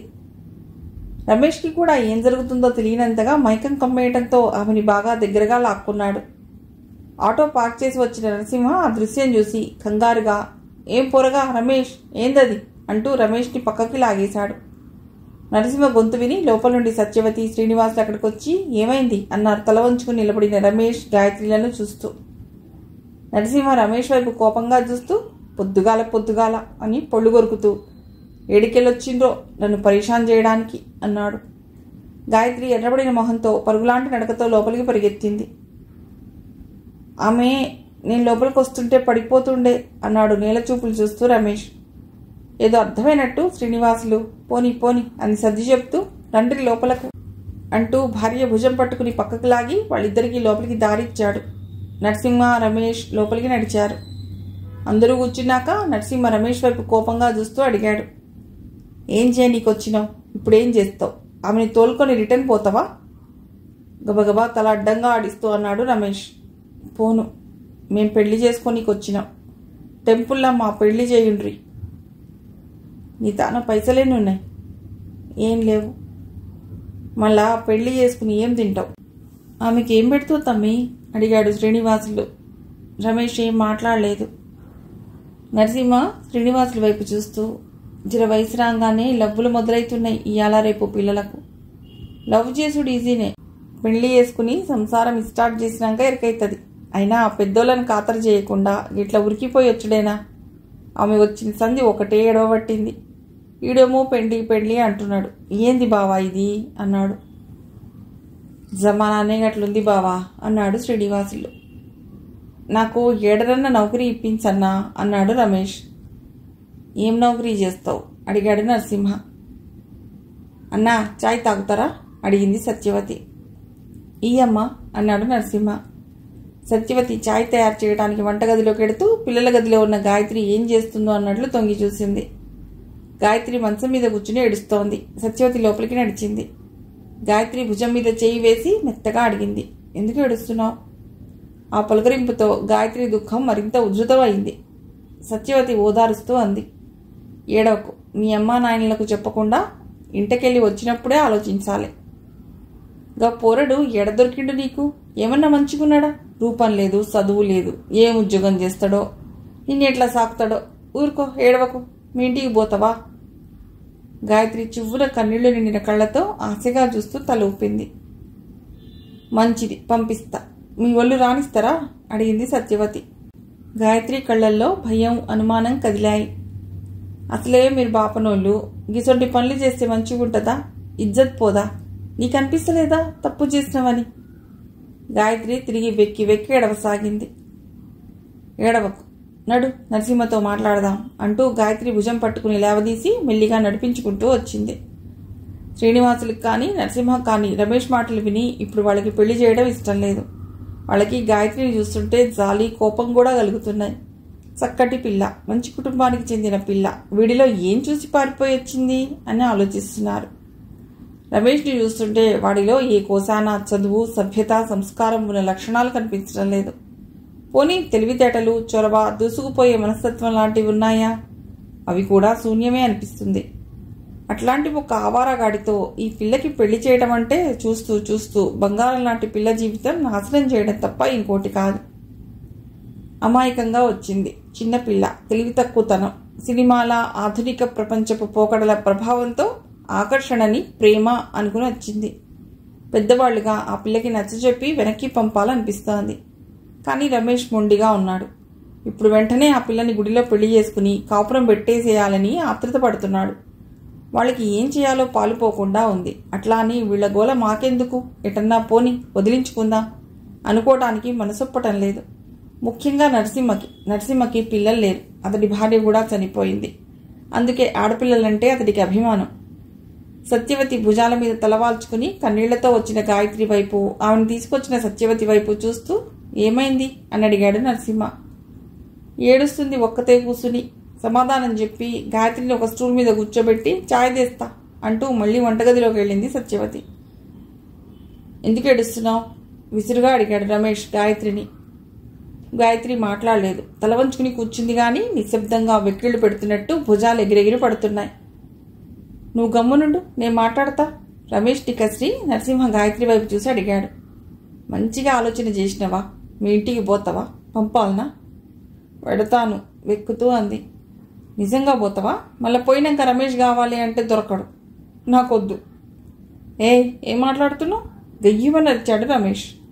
ఆ అరుపుకి ఉలిక్కిపడి బెదురుగా చూసింది గాయత్రి. అరే నువ్వెందుకు తమ్మి ఆమెను ఎట్లా బెదిరించబడితివి? చెప్పని ఆమెని అని రమేష్ని మందలించి తిరిగి గాయత్రి వైపు చూస్తూ, నువ్వు చెప్పు బిడ్డ, నీ ఇష్టంతోని వీళ్ళతో వచ్చినావు కదా, మరెందుకు పోతారంటున్నావు అని అడిగాడు నరసింహ. గాయత్రి మాట్లాడలేదు. చెప్పు బిడ్డ, బుగులు పడకు. ఏంది చెప్పేది? ఆమెనే పోదామన్నది, పెళ్లి చేసుకుందామన్నా మంచిది అన్నది, ఇప్పుడు ఉల్టా చెప్తుంది. నేను తప్పు చేశాను. ఇప్పుడు నాకు ఇక్కడ ఉండటం ఇష్టం లేదు. నిన్ను పెళ్లి చేసుకోవటం అస్సలు ఇష్టం లేదు. నన్ను మా ఇంటికి పంపించేయి ఏడుస్తూ బతిమాలుతూ అంది గాయత్రి. మళ్ళా ఆ మాట అన్నావంటే సంపుతా అన్నాడు రమేష్ కూర్చున్న దగ్గర నుండి పొగరుగా లేస్తూ. గాయత్రి కెవ్వుమంది. నరసింహ శ్రీనివాసులు ఇద్దరూ రమేష్ని ఒక్కలాగులాగి గట్టిగా కసిరారు. ఏందిట్లా బెదిరిస్తున్నావు? Police report ఇయ్యాలనా? ఈ పిల్లని కిడ్నాప్ చేసి తెచ్చినావు అని అంటూ అరిచాడు నరసింహ. రమేష్ కొంచెం బెదిరితో అన్నాడు. నేను ఆమెని లవ్ చేస్తున్నా. వేరేటోళ్ళని ఆమె మ్యారేజ్ చేసుకుంటే ఆడిని ఈమెని కూడా చంపేస్తా. లవ్ అంటే బెదిరించుడు కాదు. ఆమెకి ఇష్టం లేదంట. మ్యారేజ్ ఎట్లా చేసుకుంటావు? ఎట్లా ఇష్టం లేదు? మళ్ళీ నాతో ఎందుకు వచ్చింది? గొప్పుడు ఇష్టం ఇప్పుడు లేదా? వారేవా నకరాలు చేస్తుందా? నకరాలు గికరాలు మాకు తెలియదు. మేము ఆమెను హైదరాబాద్ బస్ ఎక్కిస్తాం. నరసింహ మాటలకి గాయత్రి ఆశగా చూసింది. రమేష్ మొబైల్ మోగింది. జేబులోంచి మొబైల్ తీసి చాటంత మొహంతో మా మమ్మీ ఫోన్ అని అందరికీ చెప్పి ఆన్సర్ బటన్ నొక్కి మమ్మీ అన్నాడు గట్టిగా. అవతల నుంచి దుర్గమ్మ సోకాలు మాటలు గట్టిగా వినిపించసాగాయి. నా కొడక, యాడికి పోయిన బిడ్డ, నన్ను ఇంత ఆగమాగం చేసి పోయినవెందుకు? నీకు నచ్చిన పిల్లతోని నేను చేస్తుంటే కదా కొడక లగ్గం. చెప్పకుండా ఎందుకు పోయినావు? ఏడున్నావు? అమ్మతానకొచ్చే కొడక. అరే ఊక మమ్మీ, వస్తా. నేను గాయత్రిని లగ్గం చేసుకుంటా. గా బాపనోళ్ళ పిల్ల ఎందుకురా కొడక? గా పిల్ల నాయన నా బిడ్డ చచ్చిపోయిందని ఆగం చేసిండు. వాళ్ళు లేరిక్కడ. ఇవాళ పొద్దున లేచేసరికి తాళమున్నదని యాడికో పోయిండ్రని ఇక రారని చెప్తున్నారు ఇడా. గాయత్రి ఆ మాటలు వినిపించి చేష్టలుడిగి చూడసాగింది. ఏడికి పోయిండ్రే? రమేష్ ఆత్రంగా అడిగాడు. తెలియదు బిడ్డ. లేచిపోతే ఇజ్జత్ పోదా? ఇజ్జత్ పోయినాక ఈడుంటారా పెద్దోళ్ళు? వాళ్ళకి ఇజ్జత్ ముఖ్యం. గాయత్రి ఆడికి వస్తానని ఏడుస్తుంది మమ్మీ. ఏడవని ముందు ఎరకలేదా? ఒకసారి బయటకు పోయినాక ఆడపిల్లలు అమ్మా నాన్నని మర్చిపోవాల్సిందే. ఆమె ఏడికన్నా పోని, నువ్వు నా దగ్గరకు వచ్చే బిడ్డ. రమేష్ సమాధానం చెప్పకుండా ఫోన్ డిస్కనెక్ట్ చేసి ఆందోళనగా అందరి వైపు చూస్తూ అన్నాడు. గాయత్రి మమ్మీ డాడీ లేరంట. గాయత్రి గొల్లుమంది. అప్పుడే టీ తీసుకుని వచ్చిన సత్యవతి చేతిలో టీ కప్పులు అందరికీ ఇచ్చి ఆ పిల్ల దగ్గరికి వెళ్ళి దగ్గర తీసుకుని ఓదార్చ సాగింది. నాకు అమ్మ కావాలి, నాన్న కావాలి, అన్నయ్య కావాలి. గాయత్రి ఉధృతంగా ఏడవసాగింది. అక్కడున్న అందరికీ జాలితో హృదయం ద్రవించింది. పాపం పిచ్చి పిల్ల ఆవేశంలోనో అనాలోచితంగానో ఒక తప్పటడుగు వేసింది. ఇప్పుడు ఆ అడుగు వెనక్కి తీసుకోవటానికి అవకాశం లేకుండా దారి మూసుకుంది. ఇప్పుడు ఈమెకి ఏం దారి, ఎక్కడికి ఎడుతుంది, ఏం చేస్తుంది? చచ్చినట్టు ఈ విధని పెళ్లి చేసుకోవాలి, వీటితోటే బతకాలి. అందరూ మౌనంగా కూర్చున్నారు. రమేష్ ఒక్క ఉదుటిన బయటికి పెడుతూ, ఇప్పుడే వస్తా, అందరూ ఈడనే ఉండ్రి అన్నాడు. ఎక్కడికి వెడుతున్నాడో అడిగే లోపలే గేట్ దాటాడు. సత్యవతి బలవంతంగా గాయత్రి లోపలికి తీసుకెళ్ళి, పో బిడ్డ, మొహం గడుక్కో, ఏడవకు, దేవుడు ఉండు, అన్నీ ఆయనే చూసుకుంటాడు, పో అంటూ బలవంతంగా బాత్రూమ్ దాకా తీసుకెళ్లి లోపలికి తోసి ఆమె బయటికి వచ్చిందాకా అక్కడే ఎదురు చూసింది. గాయత్రి చన్నీళ్లు మొహం మీద చల్లుకుని మొహం గడుక్కుని వచ్చింది. సత్యవతి వేడి టీ ఇచ్చి తాగమని బలవంతం చేసింది. నీకు ఎప్పటి వరకు కావాలంటే అప్పటి వరకు మా ఇంట్లోనే ఉండు, భయం లేదు. కొన్ని రోజులు అయినాక మీ పెద్దోళ్ల కోపం తగ్గుతుంది, అప్పుడు నేను మా ఆయన వచ్చి మీ ఇంట్లో నిన్ను దింపొస్తాం, అందాకా దిగులు పడకు అని చెప్పింది. గాయత్రికి గుండె నిండా ఆందోళన, అమ్మా నాన్నల్ని చూడాలన్న ఆరాటం క్షణం క్షణం ఎక్కువ అవుతుంటే దుఃఖం ఆపుకోవడం కష్టం కాసాగింది. సరిగ్గా అప్పుడు వచ్చాడు రమేష్. అతడి చేతిలో 2 పూలదండలు. గాయత్రితో సహా అందరూ దిగ్భ్రాంతిగా చూశారు. అన్నా, ఇగో గార్లాండ్, ఇక్కడే మీరందరూ దగ్గరుండగా మేమిద్దరం ఈ దండలేసుకుంటాం అంటూ గాయత్రి దగ్గరికి వెళ్ళి ఆమెను చేయి పట్టుకుని లాక్కుని వచ్చాడు. అసలు ఏం జరుగుతుందో అందరికీ తెలిసే లోపలే గబాలను ఒక దండ చేతిలోకి తీసుకుని ఆమె మెడలో వేశాడు. ఇంకో దండ ఆమె చేతికిచ్చి, వేయి అంటూ తల వంచి ఆమె ముందు నిలబడ్డాడు. గాయత్రి నిశ్చేష్టురాలై మెడలో దండని చేతిలో దండని మార్చి మార్చి చూస్తూ చలనరహితంగా నిలబడిపోయింది. నెక్లెస్ రోడ్ మించి శరణ్య కైనెటిక్ హోండా సాగిపోతోంది. ఒక పక్క ఎన్టీఆర్ పార్క్, మరో పక్క హుసేన్ సాగర్. నది మధ్యలో టీవీగా నిలబడిన బుద్ధుడు. కొంచెం ఎడంగా దర్పంగా రెపరెపలాడుతూ ఎగురుతున్న మువ్వనెల జెండా. బాగా ముందుకు పోనిచ్చి సర్కిల్ నుంచి కుడివైపుకు తిప్పింది బండిని. కుడిపక్క పచ్చని చెట్లు, ఎడం పక్క హుడా వారి పార్కింగ్ ఏరియా. కొంచెం దూరం వెళ్ళాక కుడివైపు కనిపించింది పీపుల్స్ ప్లాజా, ఈట్ స్ట్రీట్. నది మించి చల్లటి గాలి వీస్తోంది. గాలికి ఆమె తలెక్కి కట్టుకున్న స్కార్ఫ్ రెపరెపలాడుతూ ఏ క్షణమైనా ఎగిరిపోవటానికి విశ్వ ప్రయత్నం చేస్తోంది. వాతావరణం ఆహ్లాదంగా హాయిగా ఉంది. పార్కింగ్ ఏరియాలో బోలెడు కార్లు ఆగి ఉన్నాయి. బండి స్లో చేసి ఈట్ స్ట్రీట్ ఎంట్రన్స్ వైపు చూసింది.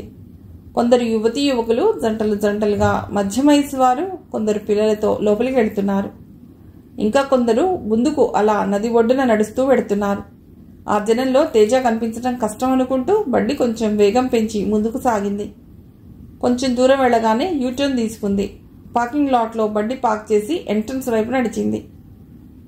గేటు దగ్గర కనుబొమ్మలు ముడేసి సీరియస్గా శరణ్య కోసం వెతుకుతున్నాడు తేజ. అతడి కళ్లల్లో ఆదుర్ద స్పష్టంగా కనిపిస్తోంది. తెల్లటి టీషర్ట్, జీన్స్ ప్యాంట్. అతను అలా చూస్తుంటే కాసేపు కనిపించకుండా ఆట పట్టించాలనిపిస్తోంది. అయితే అప్పటికే అతడి దృష్టి ఆమె మీద పడింది. ఆమెని చూడగానే అతడి కళ్లల్లో వెలుగు. చిరునవ్వుతో ఎదురు వచ్చి కుడి చేయి చాచి ఆమె చెయ్యి అందుకుని, హాయ్, ఇంతసేపా అన్నాడు. ట్రాఫిక్ బాబు అంది. అందుకే time calculation is very important.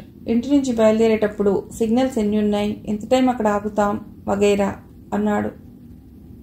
అంత లేదు కానీ ఇక్కడ ఎన్విరాన్మెంట్ సూపర్. అతడి మాటలు పట్టించుకోకుండా అంది చుట్టూ చూస్తూ. అందుకేగా ఇక్కడ కలుసుకుందా ఉన్నాను అన్నాడు గేట్లోంచి లోపలికి నడుస్తూ.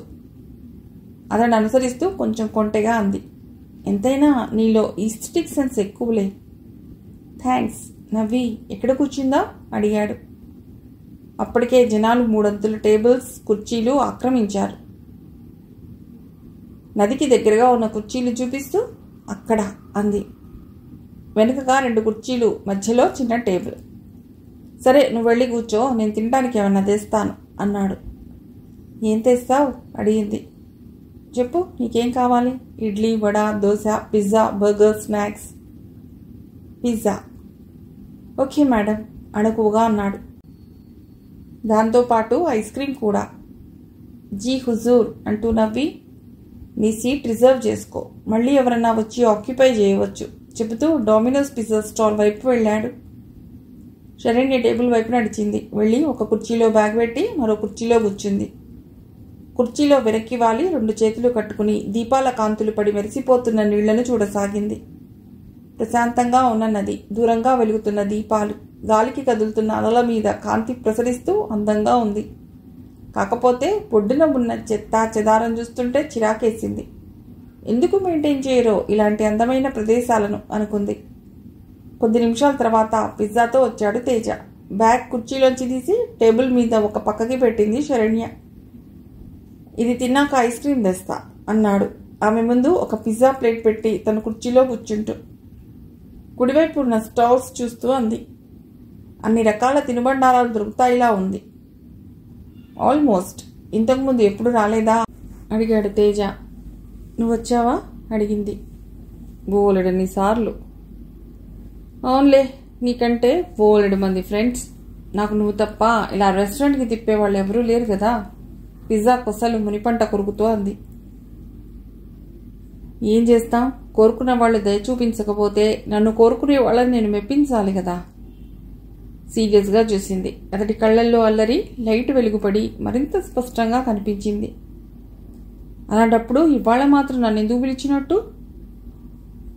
కొద్ది నిమిషాలు నిశ్శబ్దంగా పిజ్జా తింటూ ఉండిపోయారు. తర్వాత హఠాత్తుగా అన్నాడు, మన పెళ్ళెప్పుడు చేసుకుందాం?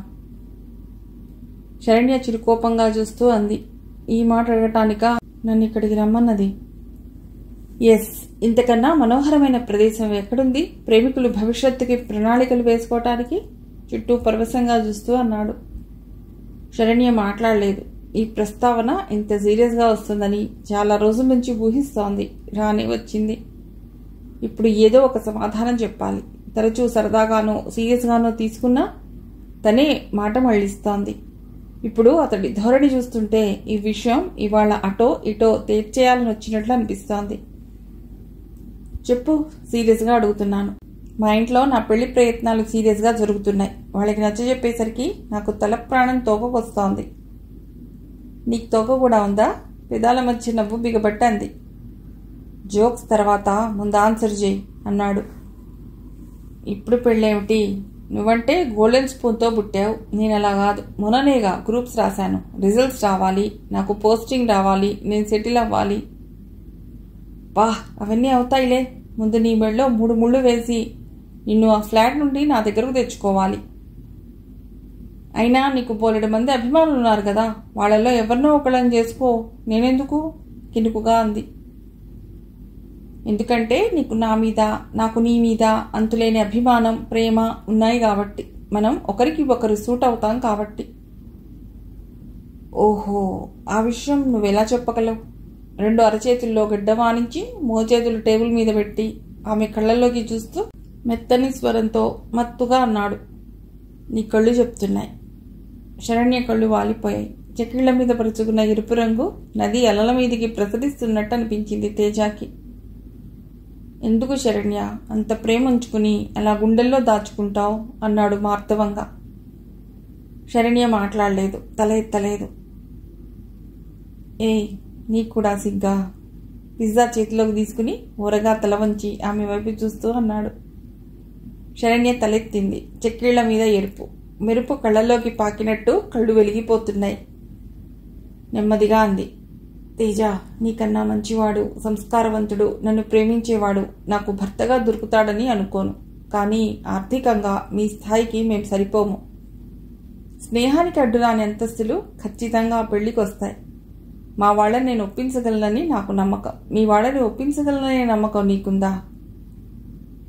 మా వాళ్ళు కాదంటే కదా ఒప్పించే అవసరం. ఇలాంటి ఇబ్బందులు ఉండవు. నువ్వు ఓకే అంటే చాలు, మిగతా విషయాలు నేను చూసుకుంటా. అతడి వైపు విస్మయంగా చూసింది. ఎంత నమ్మకం నీ మీద నీకు? మన మీద మనకి నమ్మకం లేకపోతే జీవితంలో ఎదగటం చాలా కష్టం శరణ్య. ఆ నమ్మకం ఒక్కటే చాలు మనిషిని అంతరిక్షానికి చేర్చటానికి. శరణ్యకి మొదటిసారి తేజ మాటల్లో పరిణితి కనిపించింది. తేజ అల్లరివాడే కాదు, అన్నీ తెలిసినవాడు, మానసికంగా ఎంతో ఎదిగినవాడు. అల్లరిగా మాట్లాడినా చిల్లరవాడు కాదు. ఇతడికన్నా ఇకపై నుండి అమరేంద్రుడి దిగివచ్చినా తను సుఖంగా ఉండలేదు. కానీ ఏమిటి ఆలోచిస్తున్నావు అడిగాడు తేజ. నీ మీద ప్రేమతో, వాత్సల్యంతో మీ వాళ్ళు ఒప్పుకున్నా పెళ్ళి అయ్యాక నన్ను... ఆమె మాటలకి మధ్యలో అడ్డు వస్తూ అన్నాడు. టీవీ సీరియల్లో చూపించినట్టు నిన్ను టార్చర్ పెట్టడం, నీ మీద హత్యా ప్రయత్నం చేయడం లాంటివి చేస్తారని భయమా? పక్కున నవ్వింది శరణ్య.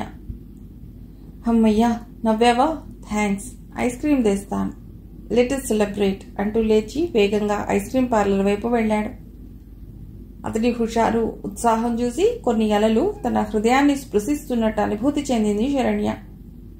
ఒక మధ్యతరగతి కుటుంబంలో పుట్టి పెరిగిన ఆడపిల్ల తను. కోటీశ్వరుడి ఏకైక కుమారుడు తేజ. అంతేకాదు అతడికి మీడియా అంటే ఇష్టం. ఇప్పుడు షార్ట్ ఫిలిం తీస్తున్నాడు. కొన్ని రోజుల తర్వాత ఈ విజయ పరంపర ఇచ్చే ఉత్సాహంతో ఫీచర్ ఫిలిం వైపు ఆకర్షింపబడి ఆ వైపు పెడితే ఆ ప్రపంచమే వేరు. ప్రాక్టికల్గా బతికే తనకి మెరుపుల తళుకుల ఆ ఫాల్స్ ప్రపంచంలో ఏమాత్రం పొసగదు. ఇవాళ ఉన్న ప్రేమ, అనురాగం కొంతకాలం తర్వాత కూడా ఇలాగే ఉంటాయని నమ్మకం ఏమిటి? సినిమా ప్రపంచంలో ఏర్పడే ఆకర్షణలు, ప్రలోభాలకు తేజ కూడా లొంగిపోతే? హలో, తేజ పిలుపుతో ఉలిక్కిపడింది. ఏమిటి, అప్పుడే డ్రీమ్స్లోకి వెళ్ళిపోయావా? ఐస్ క్రీమ్ టేబుల్ మీద పెట్టి కుర్చీలో కూర్చుంటూ అడిగాడు. నవ్వింది శరణ్య. నాకు చెప్పవా? ఏ డ్రీమ్స్ ప్లీజ్? మొహం అమాయకంగా పెట్టి అతడు అలా అడుగుతుంటే ఇప్పటిదాకా తను ఆలోచించిన విషయం చెప్తే ఎలా ఫీల్ అవుతాడో కదా అనిపించింది. ఏం లేదు అంది నవ్వి. కాదు, ఏదో ఆలోచిస్తున్నావు, చెప్పు. చెబితే ఏమీ అనుకోవుగా? చెప్పు తల్లి. అనుకోను. శరణ్య చూపు తిప్పుకుని అలల మీద పడుతున్న కాంతి కిరణాలు చూస్తూ అంది. నువ్వు భవిష్యత్తులో ఏం చేయాలనుకుంటున్నావు? తేజ ఆ ప్రశ్నకి ఆమె వైపు తదేకంగా చూసి సన్నగా నవ్వాడు. గాలికి తిరగాలని అనుకుంటున్నాను. థ్యాంక్స్, ముందే చెప్పావు ఈ మాట. అయితే వెంటనే మన పెళ్లి సంగతి మర్చిపో. తేజ కొంచెం ముందు కొంగి కుడిచేయి చాచి టేబుల్ మీద ఉన్న ఆమె కుడిచేయి పట్టుకున్నాడు. ఏమిటి? కొంచెం తడబడుతూ అంది. ఏమీ లేదు, కంగారు పడకు. నీ అనుమాన నివృత్తి చేయడం నా బాధ్యత కదా అని చెప్తున్నా. నువ్వు ఏం చేయమంటే అది చేస్తా, సరేనా? ప్రమాణం చేస్తున్నంత దృఢంగా అన్నాడు. ఆ మాటలు సూటిగా ఆమె హృదయాన్ని తాకినట్టుగా అతడి చెయ్యి అప్రయత్నంగానే గట్టిగా నొక్కింది. అలా నొక్కటంలో తన అంగీకారం మనస్ఫూర్తిగా తెలియజేసినట్లు అనిపించింది తేజకి. అలాగే ఆమెకి కూడా. తేజ అలా చేతి మీద చేయి వేసి చెబుతుంటే మనస, వాచ, కర్మణ తనని అప్పటికప్పుడు విశాలంగా పరుచుకున్న ఆ నది సాక్షిగా, నది మధ్య అభయం ఇస్తున్నట్టు నిలబడిన బుద్ధుడి సాక్షిగా, పైన తారలతో థళథళలాడుతున్న నింగి సాక్షిగా అతడి జీవితంలోకి నడిపిస్తున్నట్టు అనిపించింది. స్పూన్తో తన నోటి దగ్గరకు తెచ్చిన అతడి చేతిలోని ఐస్ క్రీం పెదాలతో సున్నితంగా అందుకుంది. అప్పటి వరకు ఎక్కడ దాక్కున్నాడో దశమి చంద్రుడు నిండుగా నవ్వుతూ దర్శనమిచ్చాడు. ఇప్పటి వరకు ఎక్కడ ఉండి మన మాటలు విన్నాడో ఈయన అన్నాడు తేజ. ఐస్ క్రీం తినడం పూర్తి చేసి బ్యాగ్ తీసుకుని లేస్తూ, పద, ఎక్కడెక్కడ తిరిగి వచ్చాడో ఆనవాళ్లు వెతుకుదాం అంది. మనం వెతకడం దేనికి? ఏ తారనడిగిరా చెప్తుంది అన్నాడు తేజ. నవ్వి, రా, అలా ఈ రోడ్డు చివరి వరకు అలా నడుచుకుంటూ వెళదాం, చాలా హాయిగా ఉంది అంది. పద, రోడ్డు చివరి వరకేం కర్మ, ఈ ప్రపంచం అంచుల దాకా రమ్మన్నా వస్తాను అన్నాడు. అతడి చేతి మీద గిల్లింది. తెలతెలవారుతున్న సూచనగా గాలి వేణువూదుతుంటే పక్షులు వేకువ పాట పాడసాగే. ఆ మధుర రాగానికి పరవశించిపోతున్న కుండీల్లోని మొక్కలు అటూ ఇటూ లయబద్ధంగా కదులుతుంటే ఆ కదలికకి బలంగా ఎదిగిన గులాబీ కొమ్మ ఒకటి కిటికీ రెక్కని తగిలి మృదు మధురంగా సవ్వడి చేసింది. రాత్రంతా తీయని కళ్ళు కంటూ ఆ మాధుర్యం గుండెల్లో నింపుకుని గాఢ నిద్రపోతున్న శరణ్య చెవుల్లో ఆ ధ్వని తరంగాలు శంఖం ఊదినట్టు అయి బద్ధకంగా కళ్ళు తెరిచింది.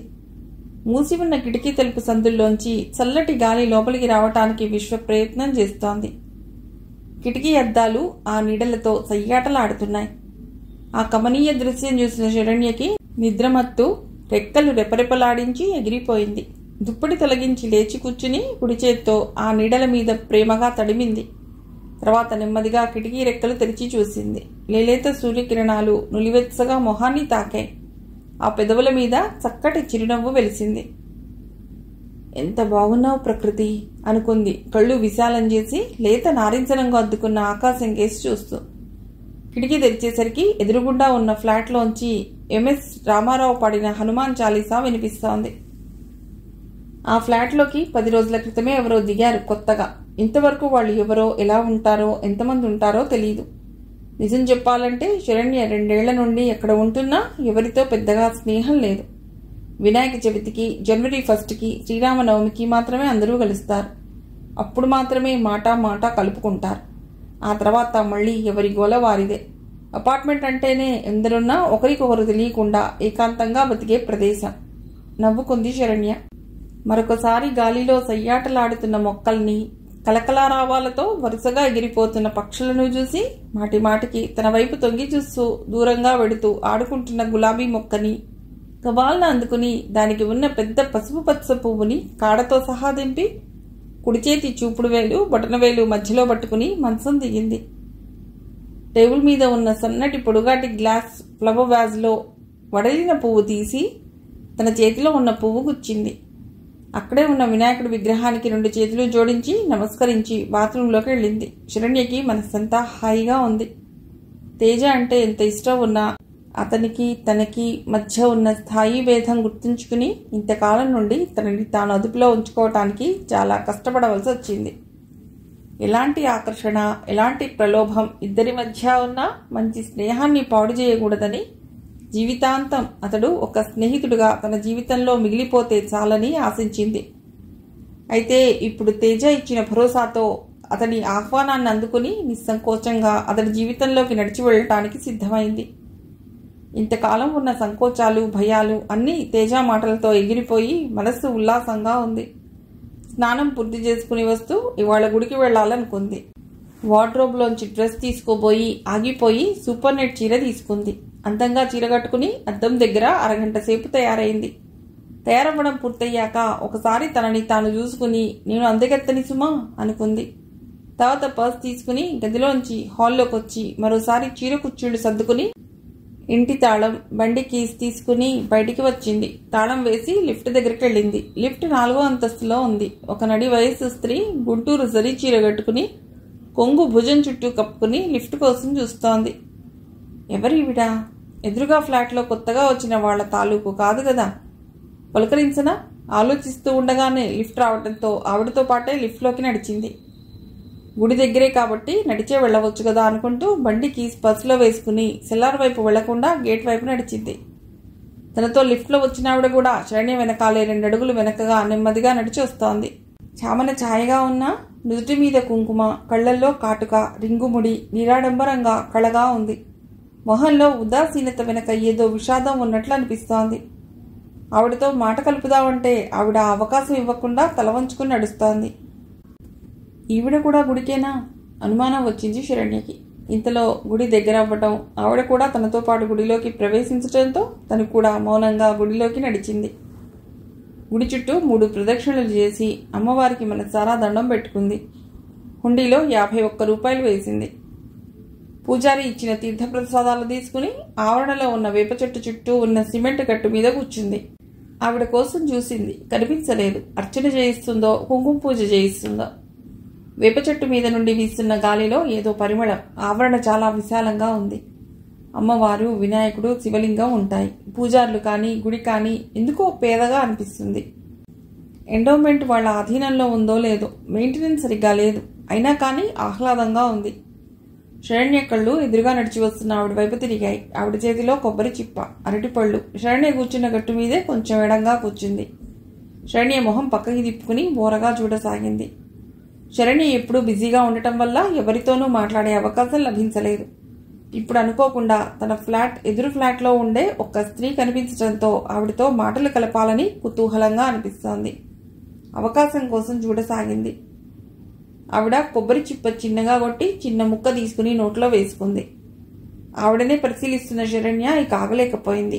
గొంతు సవరించుకుని మెల్లిగా అడిగింది, ఆంటీ, మీరు మా ఫ్లాట్ ఎదురుగా ఫ్లాట్లో ఉంటారు కదా? ఆవిడ గవాలన తలెత్తి చూసింది. లిప్తపాటు కంగారు కనిపించింది ఆవిడ కళ్లలో. శరణ్యకి ఆశ్చర్యంగా అనిపించింది. ఎందుకలా కంగారు పడుతోంది ఈవిడ అనుకుంది. ఆవిడ అవును కాదు అన్నట్టు తల ఊపి కొద్దిగా జారిన చీర కొంగు కుడి భుజం మీదికి లాక్కుంది. శరణ్య మళ్ళీ అంది, నేను ఒక్కదాన్నే ఉంటాను, మీకేదన్నా అవసరం ఉంటే చెప్పండి. ఈసారి ఆవిడ తలెత్తలేదు, తల ఊపలేదు. మౌనంగా కింద రాలిపడిన ఆకులను చూడసాగింది. ఆవిడ వైపు విచిత్రంగా చూస్తున్న శరణ్య ఉలిక్కి పడింది. ఆవిడ కళ్ళ నుంచి నీళ్లు బొట్లు బొట్లుగా రాలుతున్నాయి. శరణ్య అప్రయత్నంగా ఆవిడకి దగ్గరగా జరిగి, ఏమైందండి అంది. ఆవిడ మాట్లాడలేదు. శరణ్యకి జాలేసింది. తనలాగా ఈవిడ కూడా ఒక్కరే ఉంటారా ఏమిటి? పాపం భర్త వదిలేశాడేమో. పిల్లలు లేరా? కొడుకులు కూడా వదిలేశారా? ఆవిడ సన్నగా వెక్కిళ్ళు పెడుతున్న శబ్దం వినిపించింది. ఆవిడ చెయ్యి మీద చెయ్యి వేసి మృదువుగా అంది శరణ్య. బాధపడకండి, నేను మిమ్మల్ని బాధ పెట్టి ఉంటే నన్ను క్షమించండి. పదండి, ఇంటికి వెళదాం. ఆవిడ రెండో చేత్తో శరణ్య చేయి పట్టుకుని, మేమెవరితోనూ మాట్లాడలేము, ఇంకెప్పుడు నన్ను పలుకరించకు అంది. ఆవిడ మొహంలోకి ఏదో వెతుకుతున్నట్లుగా చూసింది శరణ్య. ఎందుకు మాట్లాడరు? ఏమిటి వీళ్ల సమస్య? అప్పటిదాకా లేని కుతూహలం కలిగింది. ఏదన్నా కష్టం ఉంటే తను సాయం చేయవచ్చా? శరణ్య మనసులో ఆలోచన పసిగట్టినట్టు మళ్ళీ అంది ఆవిడ. మేమెవరితోనూ మాట్లాడం, మాతో ఎవరూ మాట్లాడవద్దు. ఎందుకని? విస్మయంగా అడిగింది శరణ్య. ఆవిడకి దుఃఖం ఉధృతమైంది. మా దురదృష్టం అంది ఏడుస్తూ. శరణ్యకి బాధగా అనిపించింది. ఆంటీ, నేను మీ కూతురు లాంటి దాన్ని. మీకు ఏదన్నా ప్రాబ్లం ఉంటే చెప్పండి, నా చేత నేను సాయం చేస్తాను. ప్లీజ్, ఎవరికీ చెప్పను కూడా అంది. ఆవిడ కొద్దిసేపు ఏమీ మాట్లాడకుండా దుఃఖం అణుచుకోవటానికి ప్రయత్నం చేస్తూ అలాగే కూర్చుంది. ఆ తర్వాత ఏమనుకుందో కళ్ళు తుడుచుకుంటూ చెప్పసాగింది అన్నపూర్ణ. ఏం చెప్పమంటావమ్మా? పరువు మర్యాద ఉన్న కుటుంబం. మా అమ్మాయి చేసిన పరువు తక్కువ పనితో తప్పనిసరి ఉన్న ఇల్లు ఖాళీ చేసి ఇక్కడికి వచ్చాం. అపార్ట్మెంట్ అయితే ఒకరినొకరు పట్టించుకోరు కదా. మా బతుకులు ఎవరికీ తెలియవులే అని ఇక్కడ ఉంటున్నాం. అసలు ఈ ఊరు నుండే వెళ్ళిపోవలసిందే, కానీ మా వారికి ఇంకా 8 ఏళ్ల సర్వీస్ ఉంది. మా అబ్బాయి చదువుకుంటున్నాడు. ఆ పాపిస్త్రీది చేసిన పనికి వాడి జీవితం నాశనం చేయలేం కదా, అందుకే ఇక్కడికి వచ్చాం. జాలేసింది శరణ్యకి. పాపం, పెద్దవాళ్ళకి రాకూడని కష్టమే వచ్చింది. సానుభూతిగా అంది. ఏం జరిగింది? అభ్యంతరం లేకుంటే చెప్పండి, నా చేతనైన సాయం చేస్తాను. ఏముందమ్మా, తెలివి తక్కువది. ఒక లోఫర్తో ప్రేమలో పడి వాడితో వెళ్ళిపోయింది. మా కులం కాదు, మా స్థాయి కాదు. చదువు లేదు, రూపం లేదు. ఎలా నచ్చాడో, ఎందుకు నచ్చాడో ఏమీ అర్థం కాలేదు. అసలు పెళ్ళిడు కూడా రాలేదు ఇంకా దానికి. 16 వెళ్ళి 17 వచ్చింది. అప్పుడే ప్రేమ పెళ్లి లేచిపోవటం. మా జీవితాలు చిందరవందర చేసింది. ఆయన ఆరోగ్యం బాగా పాడైపోయింది. అందుకే రోజు గుడికొస్తున్నాను. ఆ తల్లిని నా భర్త ఆరోగ్యం కాపాడమని వేడుకుంటున్నాను. అయ్యో, శరణ్య మనసు బాధగా మూలిగింది. ఈ జనరేషన్ పిల్లలు ఎలా తయారవుతున్నారో తను పార్కుల్లో, ట్యాంక్ బండ్ మీద, నెక్లెస్ రోడ్డులో, ఇంకా అనేక చోట్ల చూస్తూనే ఉంది. శరణ్యకి ఒకరోజు తను, తేజ ఈవినింగ్ వాక్ వెళ్ళినప్పుడు కనిపించిన గాయత్రి, రమేష్ గుర్తుకొచ్చారు. ఆ అమ్మాయి కూడా ఎంత బాగుందో. వాడిని చూస్తే పిట్టలు పట్టుకునేవాళ్లా ఉన్నాడు. ఆ జంట ఏమయ్యారో. వీళ్ళ అమ్మాయిలా ఆ అమ్మాయి కూడా వాడితో లేచిపోలేదు కదా. లేదులే, ఆ అమ్మాయిని చూస్తే చాలా భయస్థురాల్లా అనిపించింది. ఏదో వెర్రి ఆకర్షణలో ఆ రోజు అలా పార్క్కి వచ్చిందేమో. తర్వాత తను 2-3 సార్లు వెళ్ళినా కనిపించలేదు. ఏమిటో, ఎంత మర్చిపోదామన్నా మర్చిపోలేకపోతున్నాను. వాడు ఎక్కడికి తీసుకెళ్లాడో, ఏం చేశాడో తలుచుకుంటే భయంతో వణికిపోతున్నాను. మా కుటుంబం పట్ల ఎంతో గౌరవంగా ఉండే ఆ కుర్రవాడి తల్లి వాళ్ళిద్దరూ కనిపించకపోవడంతో ఇంటి మీదికి వచ్చి నన్ను నానా మాటలు అంది. తన కొడుకుని నా కూతురే వల్లో వేసుకుని లేపుకుపోయిందని, బోలెడంత కట్నం నష్టపోయానని, ఇంకా ఏవేవో. అన్ని మాటలు పడ్డాక అక్కడ ఉండలేకపోయాం. పాపం, మరోసారి అనుకుంది శరణ్య. అలా అని ఎక్కడికి వెళ్ళగలము? ఎంత దూరం పారిపోగలం? శరణ్య ఆవిడ చెయ్యి అందుకుని తేలిగ్గా అంది. ఆంటీ, మీరు ఎక్కడికి పారిపోవాల్సిన అవసరం లేదు. ఈ రోజుల్లో ఇలాంటివి ప్రతి ఇంట్లో కామన్ అయింది. పిల్లలు తప్పు చేశారని మిమ్మల్ని మీరు నేరస్తులుగా భావించుకుని ఇలా ఎవరితోనూ కలవకుండా ఉంటే బాధ ఎక్కువ అవుతుంది. చూడండి, ఇక నుండి నన్ను మీ అమ్మాయి అనుకోండి. మీకే సమస్య ఉన్నా నాతో పంచుకోండి. కనీసం మీకు మనశ్శాంతి అయినా దక్కుతుంది. ఒంటరిగా మీలో మీరు కుమిలిపోతుంటే మీ ఆరోగ్యం దెబ్బతింటుంది. మీ అమ్మాయి వెళ్ళిన వాడితో ఎంతకాలం ఉంటుంది? తప్పకుండా తిరిగి వస్తుంది, నేను చెప్తున్నాగా. ఆవిడ గాబరాగా అంది. లేదు లేదు, అది మా దృష్టిలో ఇక లేనట్టే. ఆయన రానివ్వరు. కనీసం అతడితో అది సుఖంగా ఉంటే చాలు. శరణ్య జాలిగా చూసింది.